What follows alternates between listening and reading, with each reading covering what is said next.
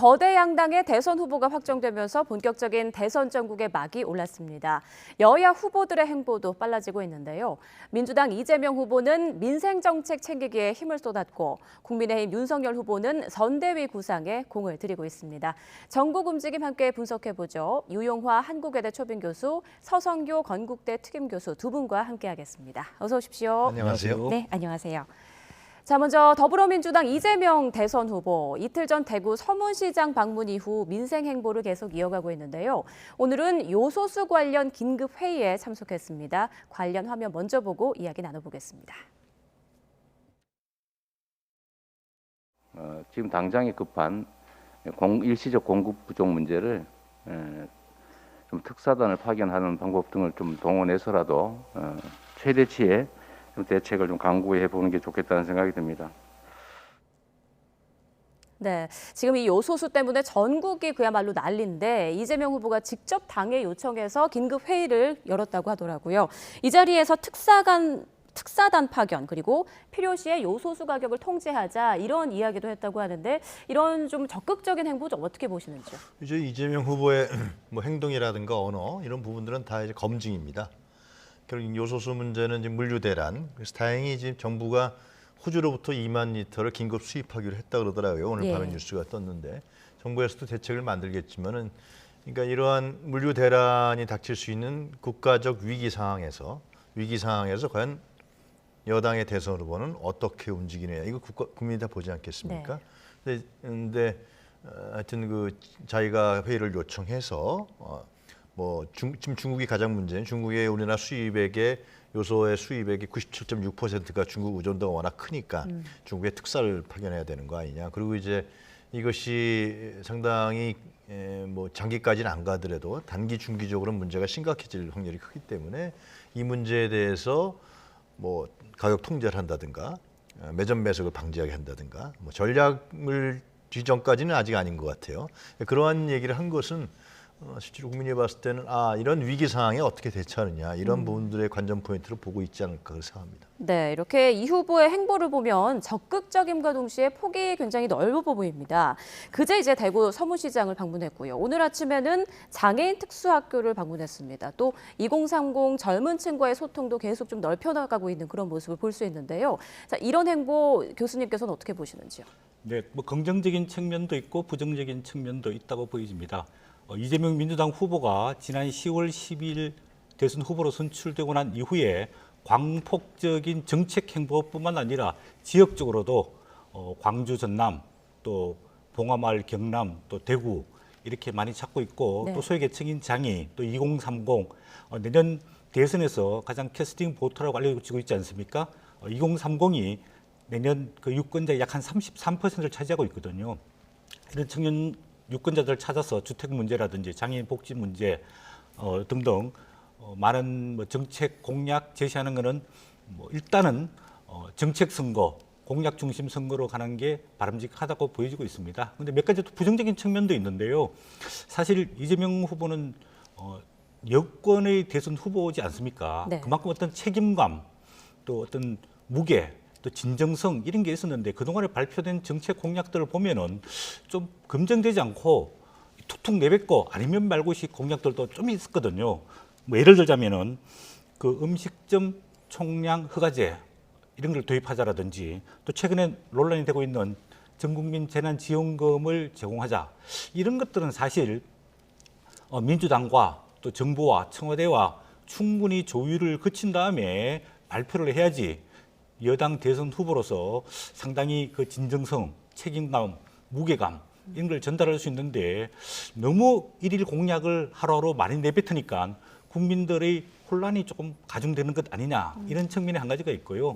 또 이렇게 하는 거는 선거 전략적으로 지금 이재명 후보가 대장동 그 의혹 문제에서 벗어나지 못하고 있지 않습니까?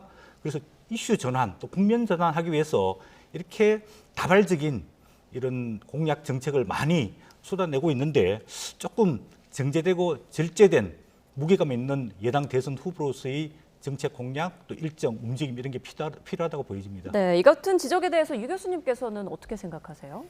음식점 총량제 전국민 재난지원금은 갑자기 나온 건 전혀 아니고요, 그죠? 이재명 지사가 경기도지사 시절부터 그 문제에 대해서 100%에 대해서 상당히 강력하게 주장했고 이번에도 전국민 재난지원금으로 해야 된다. 특히 이제 초과 세수가 올해 전체적으로 봤을 때는 뭐 3, 40조 예상되고 있지 않습니까? 그러니까 충분히 예산이 가능하다라고 판단하는 것 같고요.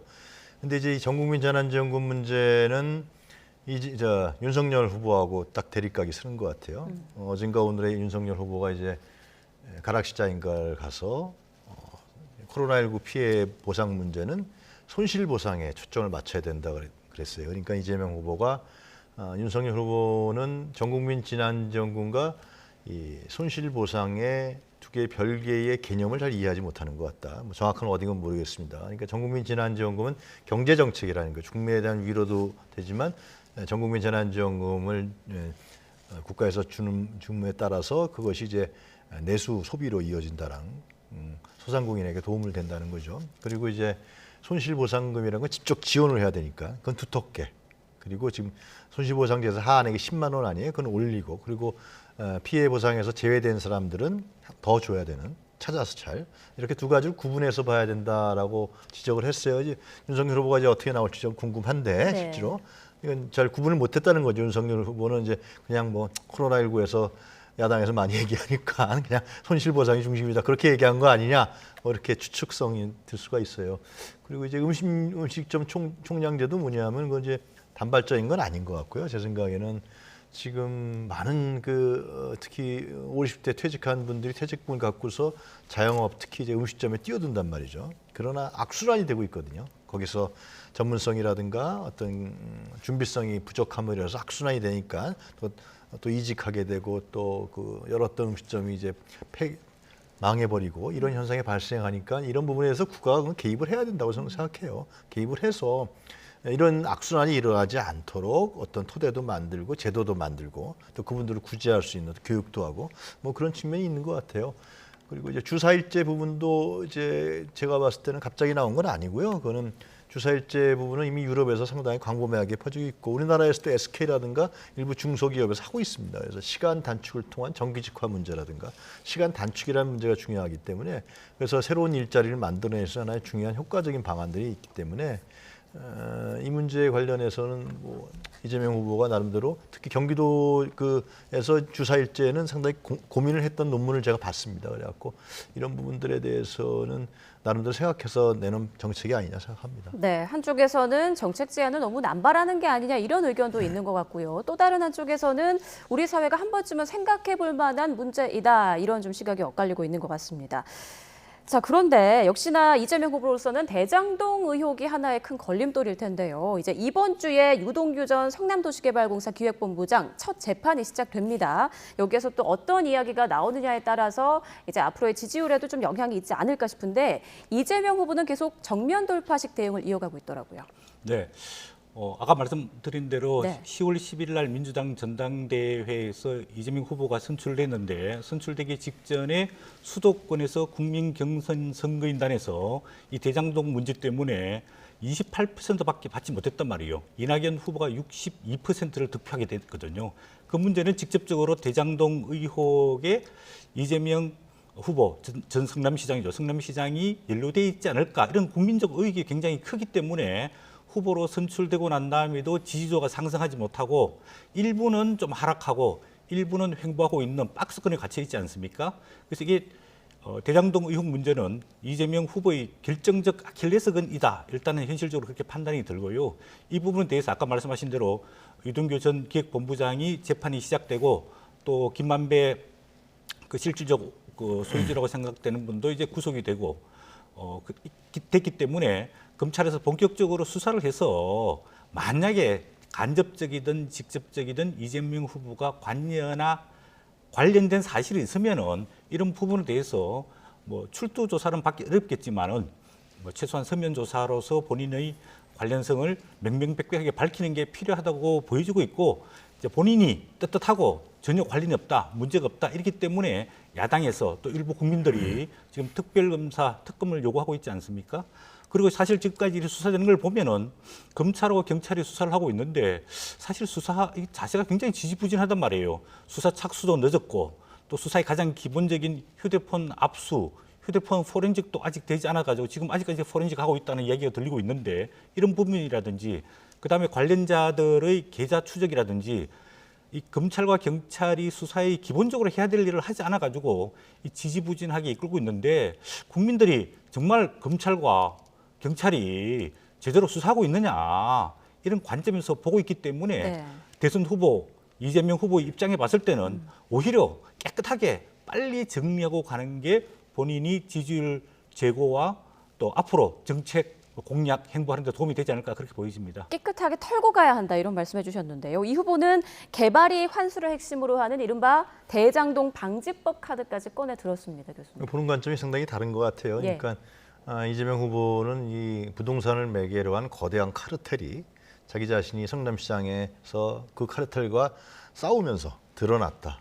거기에는 이제 정치 세력으로서는 국민의힘, 그 다음에 이제 그 검찰 쪽에 있는 사람들, 또 이제 언론계에서 나와 있는 경제 기자 출신들, 이러한 거대한 카르텔이 형성됐다라기 때문에 그 부동산 부분에 대해서 매개로 했던 카르텔 세력들이 그동안 가져왔던 개발 이익을 국민에게 돌려줘야 된다. 그래서 관련 제도와 법을 만드는 것 같은데요.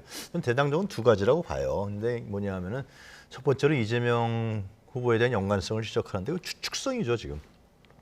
추측성 의혹을 야권과 일부 보수 언론에서 저는 상당히 올리고 있다라는 생각이 듭니다.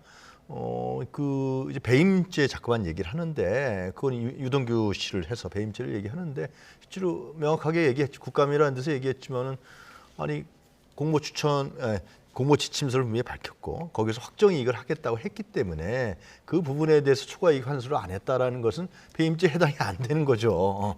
그거는 만약에 그렇게 했다 그러면 감사원 감사에 걸린단 말이죠. 그렇기 때문에 하여튼 그거 갖고 자꾸만 얘기한단 말이죠. 유동규 씨하고 그럼 뭐 유동규 씨가 뇌물을 받아서 그러면 이재명 지사한테 줬느냐? 그것도 아니잖아요. 지금 전혀 근거 없이 추측성으로 그러지 않겠느냐라는 건데, 두 번째는 이제 그 추측성이 가능했던 뭐냐면 이제 화천대유에 있는 김만배라든가 남욱 이런 사람들이 몇 천억의 엄청난 이득을 가져왔기 때문이거든요. 근데 네. 그거는 자금의 흐름을 추적하면 되는 거고, 지금 검찰이 예를 들면 박영수 특검 같은 경우는 굉장히 많은 그 지금 의혹을 받는 사람 아니에요. 딸이 취직해 있었고 친인척한테 100억을 줬다는 의혹이 있는 것이고 고문이고, 그리고 또 이제 그 남욱 변호사 저축은행 사건 때 변호사였고. 근데 박영수 특검에 대한 지금 수사가 검찰에서는 제대로 이루어지고 있지 않아요. 더 중요한 건 뭐냐면 이 자금인데, 지금 시민단체에서 고발을 했는데 하나은행 컨소시엄 같은 경우는 이 PF 됐던 은행이죠. 43%의 지분을 갖고 있는데 32억만 배당을 받았고요. 또 하나은행도 13% 지분을 받았는데 11억 배당을 받았습니다. 시민단체에서 김승희 회장을 고발했어요. 이 문제에 대해서는 실제로 검찰에서 손도 안 대고 있는 거거든요. 그걸 밝히면은 왜 4천억이 그렇게 많이 갔는지, 화천대유한테 네. 지분이 몇 % 안 되는지 그게 실상이 밝혀질 텐데, 이분이 이 문제에서 검찰이 자기 선배들 수사 안 하는 건지 잘 모르겠습니다만 이런 부분에 손을 안 대니까 자꾸만 추측성으로 이재명 아니야? 뭐 이런 식으로 국민들이 오해하게 만드는 그런 점이 저는 분명히 있다고 보여집니다. 네, 일단 대장동 의혹은 앞으로 나오는 수사 결과 또 법원의 판결까지 계속 봐야겠습니다. 자, 이번에는 국민의힘 윤석열 대선 후보의 움직임도 좀 보죠. 먼저 이번 경선 투표 결과를 한번 보면 민심보다는 당심이 윤 후보를 살렸다, 이런 분석이 나오고 있는데요. 자, 먼저 유 교수님께 질문 드릴게요. 자, 이렇다 보니까 윤 후보의 본선 경쟁력을 좀 지적하는 목소리가 나오더라고요. 어떻게 보십니까? 제가 일단 윤석열 후보가 당선된 것은 이제 축하해야겠지만 정치적 경쟁이 이루어지는 거니까요. 그러나 혹평을 안 할 수 없는 것이, 이번에 그 국민의힘의 대선 경선은 사실상 민심을 거역한 경선이었던 거예요. 그러니까 홍준표 후보가 11% 이상의 거의 과반에 가까운 48.3%로 여론조사에서 압승하지 않았습니까? 그럼에도 불구하고 국민의힘의 이 정통적인 당원들, 특히 60대, 70대에 계신 분들이 실제로 윤석열 후보를 강력하게 밀면서, 그리고 또 이제 윤석열 캠프에 가 있던 국민의힘의 그 오래된 정치인들, 기득권 갖고 있는, 국민의힘 기득권 갖고 있는 정치인들이 대거 조직 동원을 하면서 그들의 정치 이해관계에 의해서 결국은 윤석열 후보가 탄생했다라는 거죠.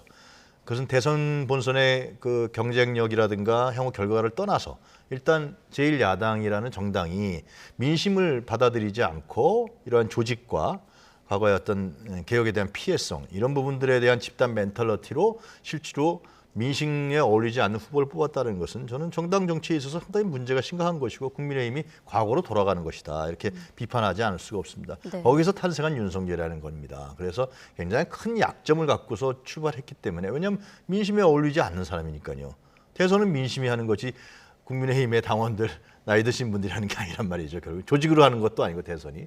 그렇기 때문에 그런 점들을 안고 출발했기 때문에 향후 윤석열 후보가 이걸 어떻게 극복해 나갈지 극복할 수 없는 한계인 것인지 또 그런 이제 결국 당내의 그런 보수정 그리고 조직 이러한 부분들과 계속 의존해 나갈 것인지 여러 가지 부분들이 향후에 나타날 그런 중요한 문제라고 생각합니다. 네, 민심을 거스른 선출이었다라는 평가에 대해서 서 교수님 어떻게 생각하세요? 네, 그거는 윤석열 후보의 정치적 선택이 불가피했던 것 아니냐 이런 생각이 듭니다. 윤석열 후보가 6월 29일 날 대선 출마 선언을 하고 7월 30일 국민의힘 당에 입당을 했습니다. 네. 왜냐하면 본인은 정치적 기반이 없지 않습니까? 그래서 국민의힘 정치적인 기반을 확장하고 확대하는 과정 속에서 결국은 국민의힘 지지 기반인 5060 세대들을 이제 주축으로 구성을 하다 보니까 아무래도 아까 말씀하신 대로 2030 중도층 표를 확장하는 데 한계가 있었다라고 보여지고 1차적으로 경선에서는 집토끼를 잡고 강화하고 난 다음에 이제 경선 후보가 됐으니까 쉽게 말해서 산토끼를 잡기 위한 노력을 하지 않을까 이렇게 보여집니다. 이제 선대위를 구성을 하고 조직적 기반이 갖춰지고 뭐 전열이 정비가 되고 나면 후보 본인도 정말 내가 대한민국을 앞으로 이끌겠다는 뭐 정치적 가치 또 비전, 정책 공약 이런 것들을 따듬을 거고 또 당에서 뒷받침하면은 소위 말하는 중도층이라고 불려지고 있는 2030 세대들 또 여성층들 그들을 이제 잡기 위한 노력 더 나아가서는 여야를 뛰어넘어서 전 국민을 대통합해 나갈 수 있는 그런 방안을 좀 마련해내지 않을까 이런 생각이 하나가 들고요. 네. 또 윤석열 총장은 정치권에 입문한 지 얼마 되지 않지 않습니까? 그래서 뭐 약간 실수, 실언 이런 것들이 있었는데 그거를 빨리빨리 정리하지 못하면서 조금 젊은 세대들로부터 약간 비호감을 많이 받게 됐는데 만약에 메시지 관리를 잘하고 또 좋은 정책 공약을 앞으로 제시를 한다면은 저는 중도층 충분히 확장 가능하다고 보여집니다. 네, 자 이제 대선까지 넉 달 정도가 남았거든요. 윤 후보가 젊은 층의 마음을 그 사이 좀 돌릴 수 있을지 돌리려면 어떤 전략이 좀 필요하다고 보시나요? 글쎄요, 지금 뭐 이준석 대표 페북이라든가 네. 또 국민의힘 사이트에 언론 기사가 났습니다만 20대, 30대들이 내가 이렇게 하려고 이준석 대표 널 뽑았느냐? 어떤 후보를 탄생시킨 게 난 탈당하겠다. 그리고 나는 뭐 이재명 후보를 찍겠다. 뭐 그런 얘기 있다는 언론 기사를 제가 봤습니다만은 하여튼간에 20, 30대 층들이 그 대거 입당했던 것은 그거 아니겠습니까? 국민의힘이라는 보수 정당을 개혁해 보겠다는 거였거든요. 근데 그 개혁 의지를 완전히 꺾어버린 거거든요. 윤석열 후보가 그러니까 민심에 어울리지 않는 후보가 탄생하면서 그렇기 때문에 상당히 그 20, 30대 층의 마음을 돌리기는 쉽지 않을 것 같다. 20, 30대 층들은 우리가 최근에 특성 연구에서 나왔지만 이 사람들이 뭐 정당 충성도라든가 진영 충성도에 있는 사람들이 아니란 말이죠. 상당히 자기 삶에 대한 충성도가 강한 계층인데 집단인데 이번에 상당히 실망을 했기 때문에 그런 부분들이 윤석열 후보한테 쉽게 이전하기는 어려울 것 같다. 어떤 뭐 방안을 뭐 마련하겠지만 저는 획기적인 방안들이라든가 아주 뭐 대폭적인 극복 방안이라든가 이런 부분들이 쉽게 나올 것 같지는 않습니다. 네, 자 상황이 이렇다 보니 홍준표 의원의 좀 역할이 중요해졌는데요. 윤석열 후보의 구애 손짓에도 불구하고 홍준표 의원은 내 역할은 끝났다라면서 선대위 이제 참여에 사실상 거부 의사를 밝혔지 않습니까? 근데 거기에 대해서 이런저런 해석들이 나오다 보니까 오늘 다시 또 홍 의원이 SNS에 글을 올렸더라고요. 나는 당을 분열시킬 힘도 없고 그럴 생각도 없다. 꼭 대선 조직에 들어가야만 원팀이 되느냐. 자 이런 홍 의원의 이런 입장에 대해서는 어떻게 좀 보시나요? 아니 국민들의 정권 교체 열망이 굉장히 강하지 않습니까? 그리고 경선이 끝났으면 본인 말대로 깨끗하게 승복했기 때문에 정권 교체 대일에 참여하는 게 저는 옳다고 봅니다. 그리고 또 언젠가는 저는 참여하실 거라고 보고 있고요. 예. 또 본인이 여론조사에서 48.2%라는 많은 득표를 했습니다. 또 당원 투표에서도 34.8%를 획득을 했거든요. 그러면 본인의 지지자들을 이렇게 뜻을 받들어서 선대위에 참여해서 본인의 역할을 통해서 젊은 층의 지지도 견인하고 본인을 지지했던 당원들의 그 열망을 힘입어서 역할을 하시는 게 저는 바람직스럽지 않을까 이렇게 보여지고 있고 네. 또 경선 과정에서 홍준표 후보뿐만 아니라 유승민 후보, 원희룡 후보 또 나무 기타 후보들이 좋은 뭐 정책 공약 아이디어를 낸 게 많거든요. 이런 것들을 한 군데 잘 모아가지고 하나의 원팀 정책 플랫폼을 만들어서 참여한 후보들은 선대위 모두 참여해서 본인들의 역할들을 해서 국민들의 소망, 열망인 정권 교체와 또 나라를 바로잡는 데 동참을 해야지 본인들이 앞으로 정치적인 존재감과 역할을 지속할 수 있지 않을까 그렇게 예상이 됩니다. 네, 홍준표 의원이 선대위에 결국 참여할지는 또 계속 지켜봐야 할 대목인 것 같습니다.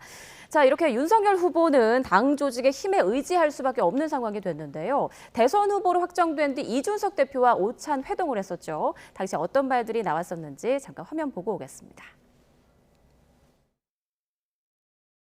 이달 중에는 무조건 이것이 이루어질 수 있도록 추진을 하겠다라는 정도의 공감대가 있었고요.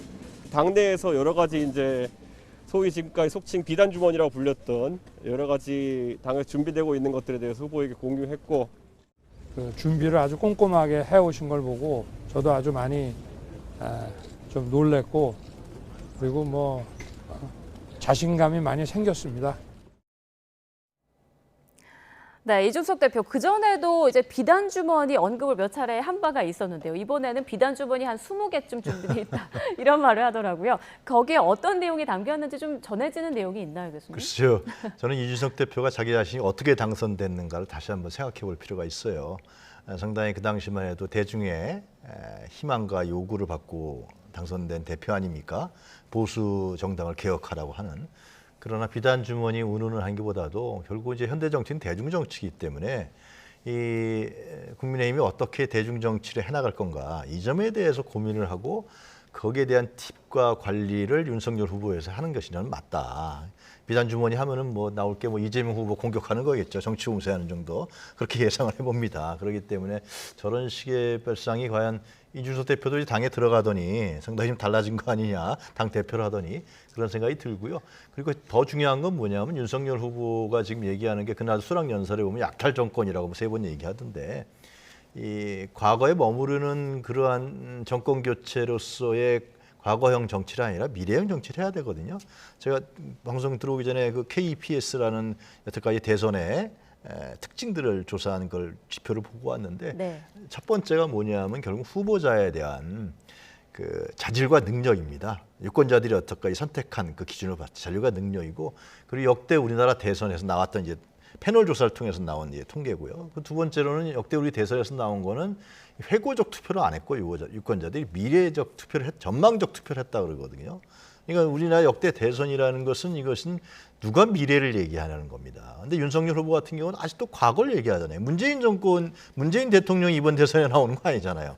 그런데 계속해서 문재인 정부만 비판하고 그걸 통해 갖고 자기의 도덕적 우월성을 확보하려고 한단 말이죠. 그래서 이런 부분에 대해서 윤석 대표가 정말 윤석열 후보를 아낀다 그러면은 윤석열 후보가 미래로 나갈 수 있게 과거에만 머무르지 않고 이런 부분에 대한 그 얘기를 해주고 대중 정치를 할 수 있게 해줘야지 비단 주머니 풀겠다 해서 그것이 무슨 보약입니까? 네. 현대 정치는 대중 정치라는 부분들을 이준석 대표 확실히 알아야 될 것 같다 생각이 듭니다. 네, 서 교수님께서는 첨언하실 내용 있으실까요? 네, 아무래도 그 윤석열 후보가 이제 정치 신인이고 당내 뭐 조직이라든지 당내 전략적 기반이라든지 이런 거에 대해서 아직은 낯설기 때문에 이준석 대표가 이제 이번 대선은 뭐 후보 개인 차원이라보다는 당 차원 또 진영 차원의 어떤 준비 이런 것들을 이준석 대표가 좀 했었지 않을까. 그래서 뭐 조직적, 그다음에 전략적, 그다음에 예산적, 그다음에 그다음 사람 인선에 관련돼서도 상당히 준비를 해놨기 때문에 아무래도 윤석열 후보가 상당히 준비된 것에 대해서 만족을 하고 있다 이런 의견을 표시했는데 네. 아무래도 당의 전폭적인 뭐 지지와 또 협력, 또 당이 가용할 수 있는 예산, 조직, 뭐 인원 이런 것들을 총동원할 수 있도록 이준석 대표가 준비했지 않을까 뭐 그런 생각이 들고 윤석열 후보 입장에서는 굉장히 감사하고 또 대선 후보가 당대표와 어떻게 협력적 관계를 잘 형성하느냐가 이 나중에 선거 전략상 또 원팀 구성하는 데 굉장히 필요하기 때문에 저는 첫 출발은 상당히 협력적 관계가 잘 출발하고 있다 이렇게 보여집니다. 네. 자, 그럼 이쯤에서 이재명, 윤석열 두 대선 후보의 양자 대결 여론조사 추이를 좀 함께 보도록 하겠습니다. 자, 여론조사 추세 함께 좀 보도록 하죠. 그래픽으로 준비가 돼 있는데요. 자, 일단 추세를 보면요. 기세가 꺾였던 윤석열 후보는 좀 상승하고 있는 그런 상황이고요. 이재명 후보는 하락세를 보이고 있습니다. 가장 최근 조사 결과를 보면 뭐 거의 박빙, 아주 박빙의 상황을 보여주고 있는데요. 뭐 선거는 흐름이 중요하다 이런 얘기 하지 않습니까? 지금 흐름 어떻게 분석하고 계시나요? 그러니까 이재명 후보가 지금 이 지표상으로 봤을 때 그렇게 비약적으로 이벤트 컨벤션 효과도 못 받고 있단 말이죠. 그러니까 이재명 후보가 지금 천착해야 될 주안점은 이 소위 중도층이라는 그리고 이제 홍준표 후보를 지지했다가 유동화되어 있는 20, 30대층이라든가 그런 계층들, 이게 중도층이 상당히 계층화되어 있습니다. 우리가 분석을 해보면 20, 30대층이라든가 불안전 취업자라든가 상당히 사회에 대해서 제도화되어 있지 않는 층들이 중도층을 계층적으로 집단적으로 형성하고 있거든요. 이 세력을 이재명 후보가 어떻게 잡을 거냐가 제일 중요합니다. 실제로 그건 뭐 정책으로서 뭐 기본주택도 있겠지만은 그들의 정서를 어떻게 반영하느냐. 홍준표 후보가 그들의 정서를 아주 잘 반영했거든요. 아주 구조적으로 접근하지 않고 이런 부분들도 저는 이재명 후보가 좀 벤치마킹 할 필요가 있고 홍준표 후보에게 그래서 이런 부분들을 어떻게 잡을 건가가 전 이재명 후보가 가장 중요한 키포인트다. 뭐 집토끼 잡는 것도 중요하지만 그러면 아마 지지율이 상당히 올라갈 확률도 있다 이렇게 보여집니다. 네, 서 교수님은 지금 분석 어떻게 하고 계시나요? 네, 아무래도 지금 이제 아까 그래프에서 보셨지만은 예. 윤석열 후보는 상당히 상승세를 보이고 있습니다. 아마 컨벤션 효과를 누리면서 당내 경선 후보들도 승복했기 때문에 아무래도 이번 주간에는 윤석열 후보가 거의 40% 가까이까지 상승하지 않을까 이렇게 보여지는 반면에 이재명 후보는 아직까지 박스권에 갇혀서 탈출을 못하고 있는 상황입니다. 윤석열 후보 상승세는 그동안의 경선 효과가 상당히 효과를 많이 끼쳤다고 생각이 듭니다. 과연 윤석열 후보가 이길 것이냐, 홍준표 후보가 막판에 누가 이길 것이냐, 이 국민들 관심을 많이 가졌거든요.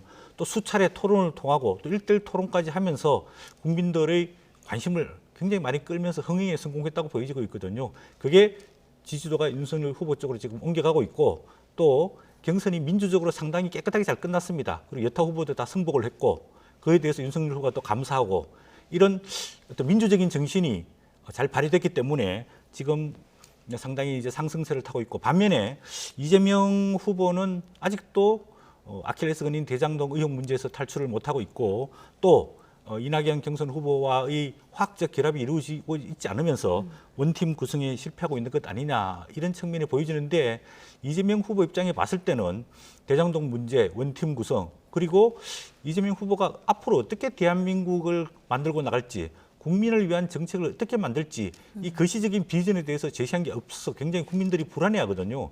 이런 불안한 문제에 대해서 이재명 후보가 어떤 국가 비전, 국민을 위한 큰 정책을 마련해 내놓느냐 이런 게 큰 과제라고 보여집니다. 네, 지금 시간 관계상 마지막 질문 좀 짧게 답변 네. 부탁드리겠습니다. 이 단일화 또한 이번 대선의 큰 변수로 꼽히는데 사실 안철수, 심상정 후보 모두 완주를 지금 뭐 주장하고 있지 않습니까? 어떻게 단일화 어떻게 예상하고 계십니까? 일단 양당의 양 후보가 어떻게 하냐가 이제 중요하죠. 네. 그 양당의 후보가 자기 확장성을 어느 정도 가져가느냐. 이 부분이 아마 지금 제3지대에서 얘기하는 안철수, 심상정 이 두 후보의 지지율에 큰 영향을 줄 거라고 생각이 들고요. 네. 그리고 이제 그러나 이제 대선이 가까울수록 예를 들면 제3지대에 있는 후보에 대한 그 투표 선택은 상당히 이념지향적으로 갑니다. 네, 굉장히 그래서 안철수라는 후보가 그냥 안철수 후보를 찍을 때는 그 이념 지향성이 강해야 되는 거거든요. 왜냐하면 떨어질 수 있는 확률이 크잖아요. 예를 들면 현재 여론조사 지표 봤을 때는 심상정 후보도 마찬가지죠. 정의당의 정체성이 과연 뭐냐 이런 부분들에 대한 부분이 드러나지 않으면 단순하게 정의당이 민주당 반대한다. 이재명 후보하고 반대한다. 이렇게 해서 저는 투표를 안 갈 거라고 봅니다. 그렇게 되면 양 후보한테 몰릴 가능성이 크고 제3의 후보라는 부분들이 상당히 약화될 수밖에 없다 이런 생각합니다. 네, 서 교수님. 네, 지금 이제 양당 후보, 이재명 후보, 윤석열 후보에 대한 국민적 약간의 실망감이 있기 때문에 제3지대 후보들의 여론조사가 많게는 6에서 8%, 적게는 한 2, 3% 차이가 지지를 받고 있거든요. 그러나 아까 교수님 말씀하신 대로 양당 후보들이 선전하게 되면은 결국은 양자 대결, 또 진영 간의 대결, 정당 간의 대결이 되면 이 3지대 후보들의 지지도는 한 2, 3% 정도로 빠질 거라고 보여집니다. 만약에 이번 대선에서 2%, 3%포인트 차이로 결정이 된다고 하면은 나중에 이 제3지대에 있는 후보들이 약간의 캐스팅 보트 역할은 할 수 있지 않을까 그렇게 예상되면서 아무래도 한 12월 1일 되면은 후보 단일화 본격적으로 논의가 될 것으로 보여집니다. 네. 두 분 말씀 여기까지 듣겠습니다. 유용화 한국외대 초빙 교수, 서성교 건국대 특임 교수 두 분과 함께 전국 상황 짚어봤습니다. 고맙습니다.